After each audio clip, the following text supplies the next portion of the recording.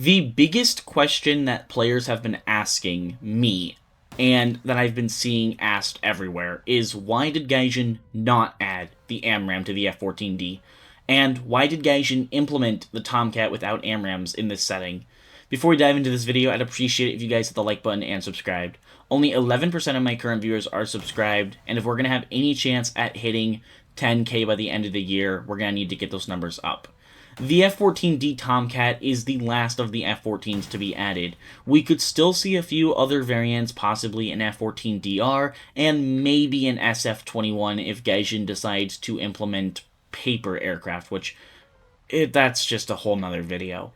So the F-14D Tomcat is the fourth F-14 to be added to the game. It's the first of its class, though, to be added as a premium. And right then and there, that's a major turnoff for a lot of players, because the F-14D is supposed to be this amazing aircraft to finish off the legendary run the F-14's been on, and Gaijin decided that it be suited as a premium, which that hurts a lot of players. Free-to-play players don't get to have the F-14D. That doesn't really matter much anymore, though, because Gaijin decided that this aircraft was going to be better implemented as a F-14B with slightly upgraded radar.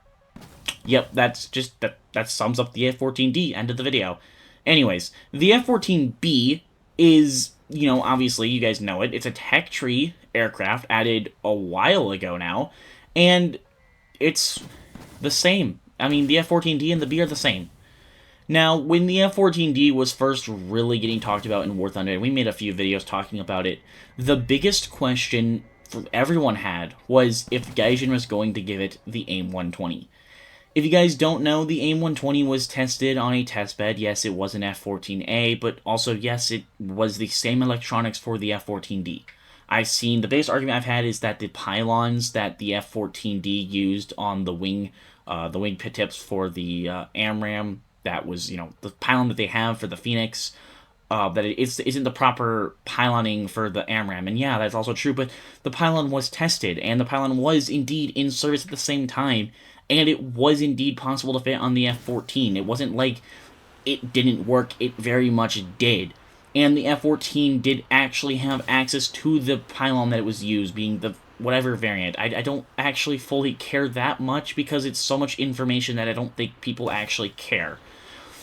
It just gets annoying because Gaijin gives other aircraft missiles that they never had. That, especially Russian ones, especially when it comes to things like the R-27ER and the R-27R. And then we have the Iranian Tomcat, which is an F-14 in the US tech, or US tree as a old event vehicle, but it has the R-27R. It never had that in real life. It never used it. Gaijin gets so pick and choose what they want to give, what they want to give as, missiles on a certain aircraft. Like, it doesn't make sense to me why you could have an F-14D that you could easily sell at $80, give it access to 2 AIM-120s, hell, give it access to 6. That is going to be the #1 most bought premium vehicle. Hands down. And here's the other thing. Do add a tech tree. Add a tech tree variant. Don't add this as one aircraft. Don't do it. It doesn't make sense. It doesn't make sense to me.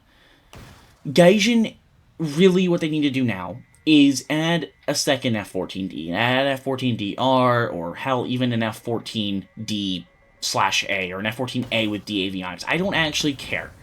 Add an F-14 that has the AIM-120. It's just, or here's the other thing. If they don't do it, remove all the other missiles from aircraft that have missiles that don't actually use them.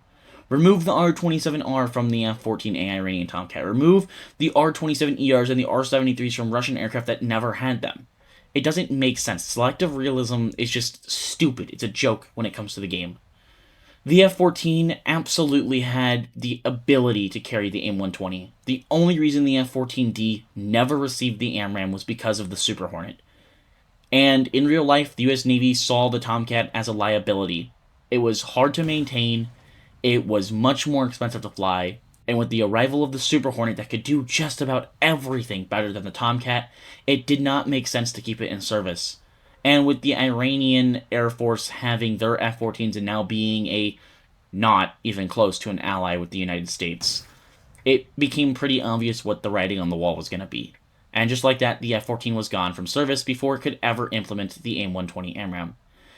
If Gaijin doesn't want to give the F-14D or a new Tomcat the AMRAAM just to help the players out, they should at least fix the Phoenixes. The Phoenixes are still terrible. They're not properly modeled. They're not how they should be. They're not anything like they are in real life. It's just a shame because I understand so many players were waiting for this aircraft.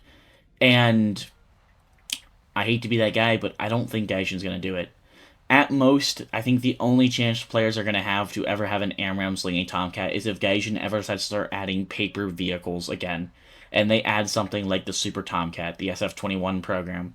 That would be the only chance I think that, War Thunder players could actually get an F-14 with AIM-120s, and I wouldn't be surprised if it also had the AIM-9X.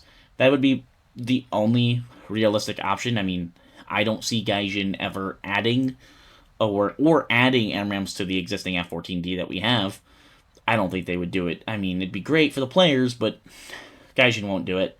Anyways, I want to know your thoughts down below in the comments. I think the comments are going to be pretty much divided into two sides like usual. One side, no, the Tomcat doesn't need the AMRAAMs, it never could use them, and blah blah blah this, blah blah blah that. It's a video game. End of the day, it's a video game.